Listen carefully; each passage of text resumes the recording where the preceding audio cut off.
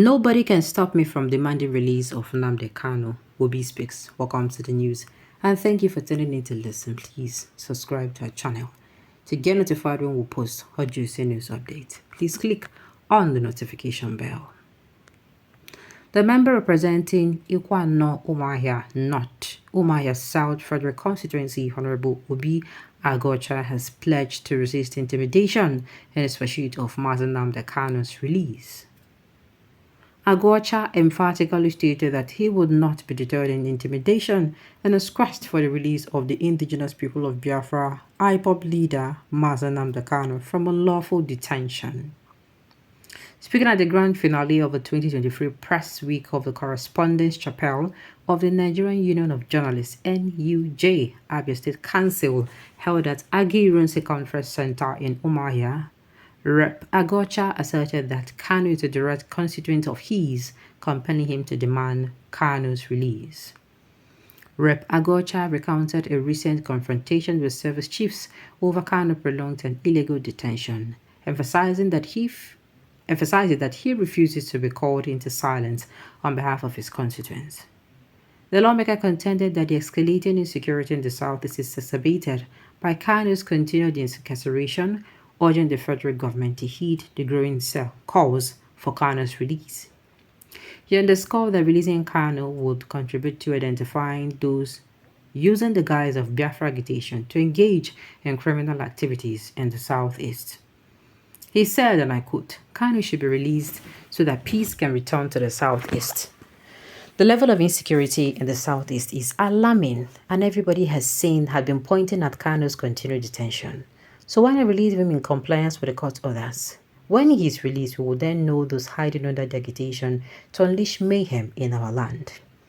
The legislature urged journalists to exhibit courage in fearlessly speaking truth to power, regardless of the potential consequences. He said, and I quote, "Journalists should continue to speak out. They should not be afraid." He characterized the press as a crucial pillar of democracy and called upon journalists to engage in factual and objective reporting. You know, initially from the news, from the headlines, you would think that it's actually the presidential candidate of the Labour Party. But this is, this person's name is Rep. Agocha Obi. That is his name. He's actually from Umuahia. So he's coming out, and to believe me, what did this man talk much? You see the part he said, those who are committing or making the southeastern region very hot and insecure are those who are hiding under IPOB, you know, the Biafra agitation. You understand? And this is true. They're taking advantage. Remember those times I would say that when there is insecurity, there is going to be all sort of crimes. If somebody knows that it's just like you want to do something, you want to do something that is not okay, you understand? You're going to find where it's not quiet.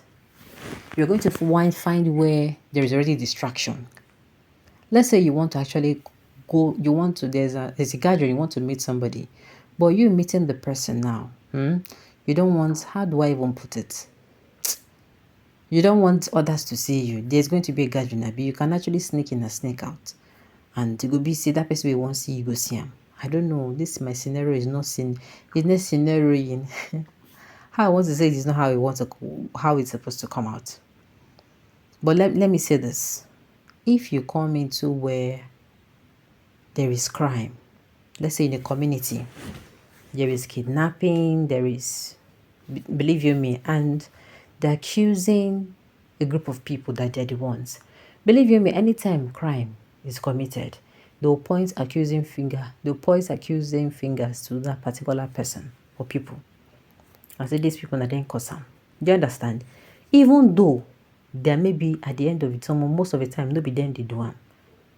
If it even be that those people are actually, fighting those people, they are fighting insecurity, and they are now being made, they don't paint them in such a way that they are now bad to the members of the public. So anything that happens now, they won't call those people, say, no be you. Another scenario is this. Let's say your child that is once very quiet child, playful, cheerful, reserved. All of a sudden, their child begin to change.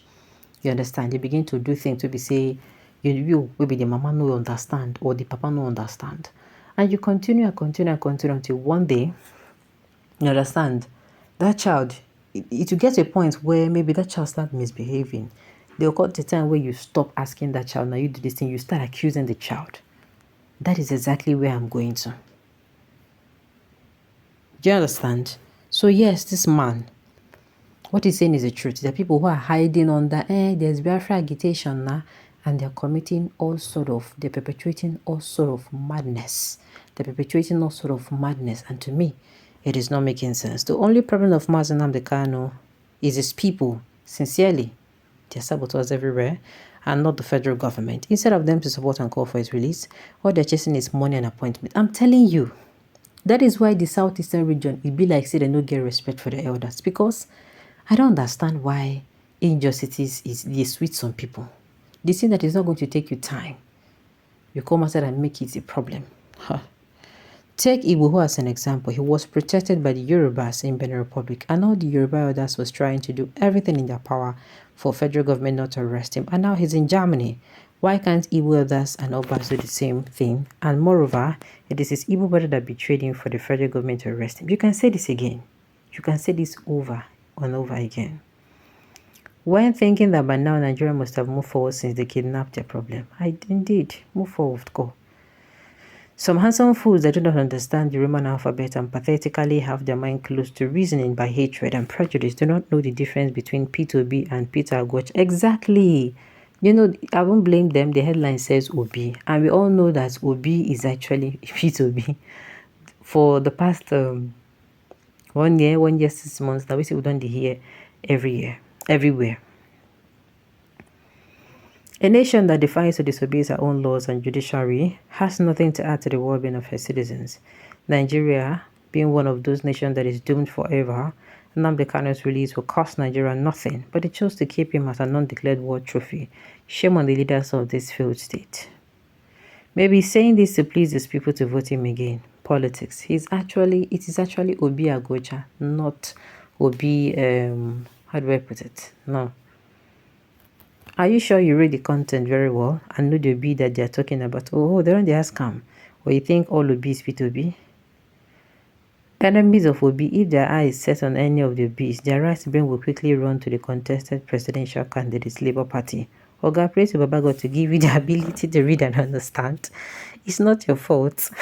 Can you people imagine? It's not your fault. All progressive animals, we are waiting on one market for all the tribes. Alright, on this note, you have come to the end of the news. We say thank you for tuning in to listen. Until I come your way next time, enjoy the rest of your day.